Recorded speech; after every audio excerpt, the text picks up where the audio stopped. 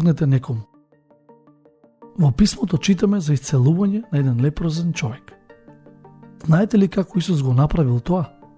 Ја протегнал раката и го допрел. Тој човек не бил допрен со години. Можете ли да замислите што значело да го почувствува допирот на неговата рака? Да ве прашам, и тоа го кажувам буквално, дали Господ Исус го допре вашиот живот? Денес има толку многу животи што треба да бидат допрени. И можеби тоа ќе мора да биде преку вашата рака. Тоа мора да биде нешто што ќе го направите вие. И сигурен сум дека сите вие можете да допрете некого.